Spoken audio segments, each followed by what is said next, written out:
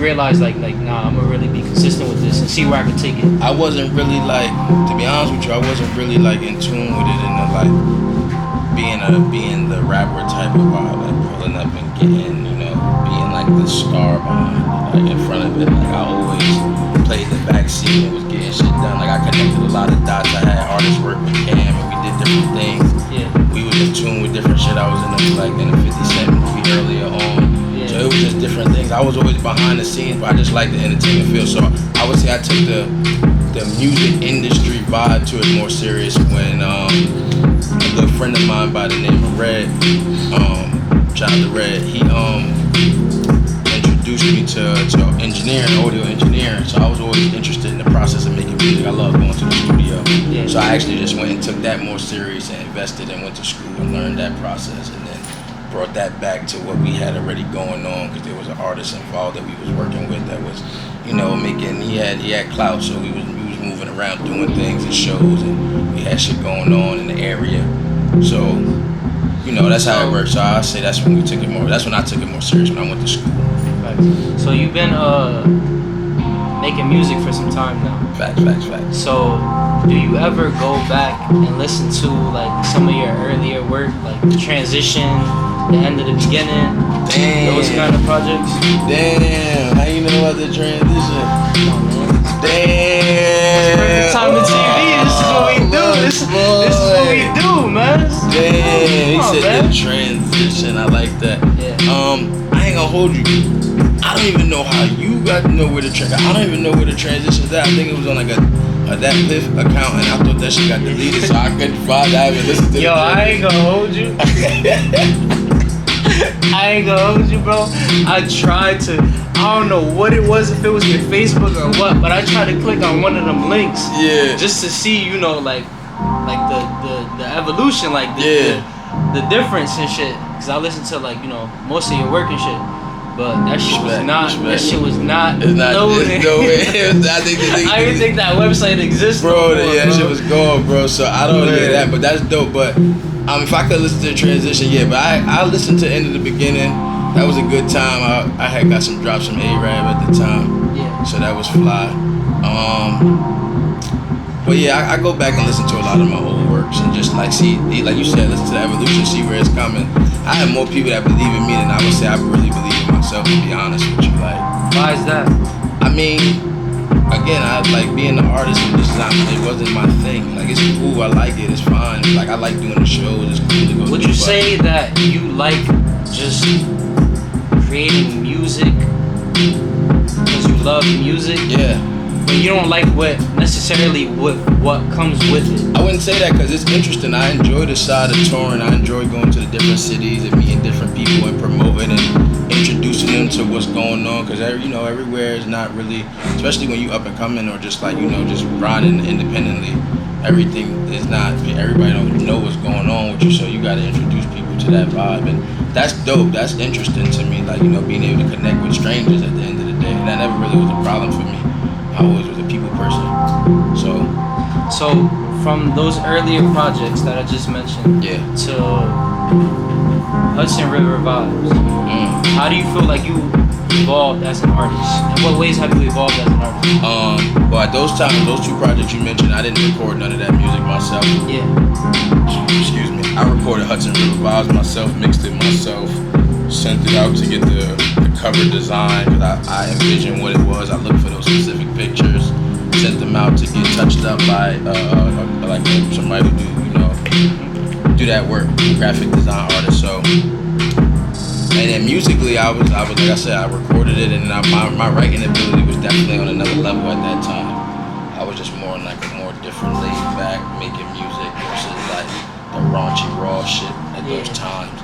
You're more seasoned now. Yeah, that part. That part, I like that. Okay. So, you feel like you found your sound yet? Because a lot of your music sounds different. Like your two latest singles, Gladiator, which is more like a drill. Child of Good Money. And then Fake Love, which is like for the ladies and shit like that. Something more slow or whatever. Yeah. You know what I'm saying? More of a bop. You feel like you have a go-to sound? Like, what's your recording process like? It really just depends on how I'm feeling. If I come across something, or if I have specific like producers that I like follow.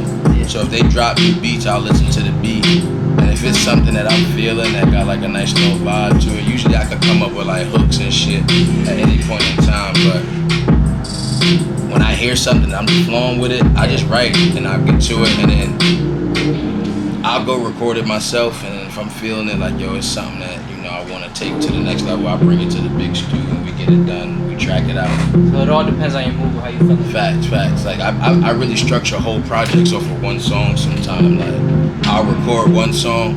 Guard Films, Jay, like we record one song here back in 2020, 934, and then that one song turned into 2 projects.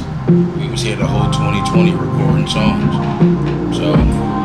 So I know in the previous interview you mentioned that when you were younger, like DMX was like popping, you used to tie the bandana around your head and shit, and going crazy. RPX, R.I.P. to DMX, big and 50. You know what I'm saying? Yeah. So I would imagine like those are some of the artists that inspired you when you were younger. Who are some other artists that inspire you?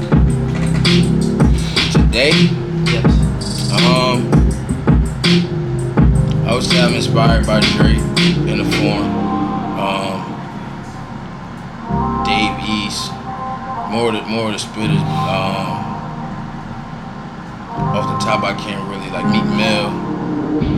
I'm inspired by Meek from like really be honest with where he come from. Rick Ross too. Rick Ross is a Nip? Oh, of course. You know neighborhood.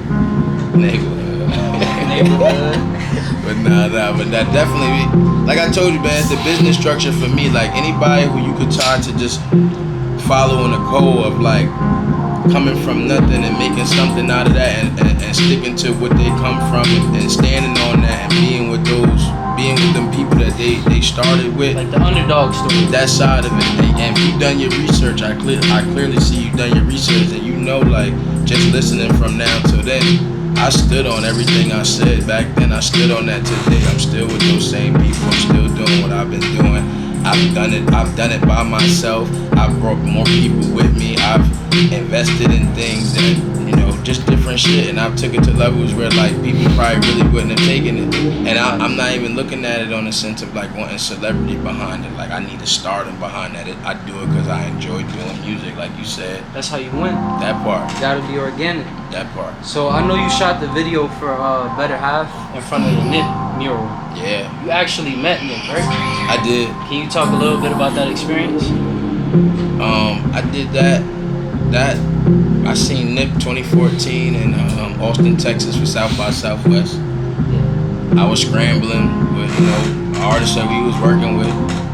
We was just, we was out promoting, spreading the word. And I seen Nip hustling. He was running through, and I had came across Nip music like early, like when he did his features with Drake, and he had other earlier songs moving around. I'm just like, damn, I respected his grind. Of course, when he was on the freshman cover, there was a lot going on. I really wasn't in tune with that gang culture side of the West Coast type of shit, but I understood where he came from. Like I was following the story. Like it was real interesting in his earlier interviews. So that was when he was doing the $100 CD. That was when I ran into him. I don't know if that was 2014. I can't really tie the date to you right now. I can't hold you, but I really don't know what he was promoting 2014. I think that was Crenshaw. I'm not even sure, to be honest with you. I don't know the dates. I can't tell you dates, but he was hustling. He was moving through the streets. It was just him and his bodyguard to get in tune with the story. Him and his bodyguard. I'm like, oh shit, that's Nip. And I asked him, I'm like, yo, Nip, you mind if we take a flick, this, that, and third, And he was like, yeah, facts. He was like, but I'm running late for a show, so you gotta walk with me. Yeah. So he dapped me up, and in that picture, we was actually walking backwards, like step for step backwards. And somebody that I was with took the picture for me. And then we was like, yo, pull up to the show, but we had a show at the same time he had a show. Yeah. And we actually ended up performing with like K-Camp and all of them before they even flew. So it was a dope, that whole experience was dope just within itself. That was say like that gave you like motivation, like made you want to go harder? Oh yeah, facts, most definitely. So let's talk about your music. Go ahead. So you just dropped 3 new singles. 3 new singles. You dropped Sorry. You Dropped right Fake here. Love. Fake And you Love. dropped Gladiator featuring the homie Good Money. Good Money. Shout Shout out out to 89 Pain. Shout out to Good, Crazy. You know, So, yeah. what else could your fans look forward to? Obviously, I know you want to finish the year off strong. You have any performances, any projects maybe dropping, any what you working on? Right now, like what you hearing right now with Sorry and Fake Love, those songs you mentioned, those are gonna go on Hunting Season 2. So we're gonna do that all here at 934. I recorded a lot of them already myself, but like I said, I feel like those songs need that feel. Hunting Season 2? Hunting Season 2. When that's dropping, do you have like a... To be honest with you, it just depends on the working time. If I could get that out before Thanksgiving, I will. If I could get it out before Halloween, I will. That don't really look like a stretch, but that's a stretch. Any features on there? We got Good Money for the most part. We're supposed to have Brazy for the most part. I'm looking at Jay Twiz right now. He got 2 songs. I'm waiting for him to send those verses in now. They were supposed to come in tonight. Yeah, and I think that's really about it. I think that's about it right now. Jay was supposed to do a hook for me, but I think that's on something else we gonna do. I don't know if that's on Hunting Season. So I know you're very like business minded. So do you ever see yourself taking a step back from the music and maybe focusing on other aspects? I know you into the crypto. Indeed. I know you got the merch, lightweight, light work. So I'm saying it's not just the music. You got a lot. You got a lot going on. So do you ever see yourself taking a step back from the music and just focusing on other things? Yeah, like really, I just feel like I keep feeding the music to the fans just to like keep it going. Plus, I'm just creating. So if it's a song that I feel like should go, I'ma let it go. There's no reason not to. We got the internet at the end of the day. So that side of it, yeah. But I'm already trying to structure. So when you mention songs like Gladiator, like that's a song with Good Money. Good Money got a whole side of artists with like Bray and Day and a few other artists that he's working with. That it's like we structuring that right now. Like we structuring that now where I want to invest in, with what Guard Films got going on. We got, we talking about different other business partnerships that we're not gonna discuss right now on camera. Sky's the limit. Sky's the limit. That part, but Facts. we just trying to get it done. And so that's definitely a thing. Yes, indeed. All right, last question. What are you most proud of? My daughter. As an artist. Oh, as an artist, I answered that kind of fast. What are you most proud of as an artist? I'm most proud of the fact that I was able, and I'll say able to still like be resilient in this shit, and be innovative, and be creative with it, be different, stick to what I believe in, consistent that part. Never afraid to do anything different, you know what I'm saying, and being business minded and acting on that, and not being afraid to make mistakes and get bumps and bruises. Take risks. That part. So I'm most proud of that because, and learning. I say learning the industry as an artist, understanding like how to maneuver, understanding that it take more than just coming to the studio and recording. Like it's more to it. It's more business than music. You know what I'm saying? So with that, I'll say that's my most proud thing as an artist, because a lot of artists that step into it, they come and they'll record and they think it's easy. They think just coming to the studio and dropping a song, and it happens. It can happen. I won't say it doesn't, but it's more to it than that. And wanting to understand that side of it, I don't know everything, so I won't pretend to. Facts. But what I will say is just wanting to understand certain areas of it and understanding how to maneuver through it and be consistent and just sticking to what you believe in and not straying away from that because of what may be working for others. Yeah. Just staying in your own lane. That part. Staying focused. So I think that's really it for me. Just being able to be who I am with no shade. I look forward to seeing you climb to the top in the future. I appreciate you for coming on my channel. It's my first interview. Wow. I'm saying, I'm sure I'll have you on here I'm again. honored.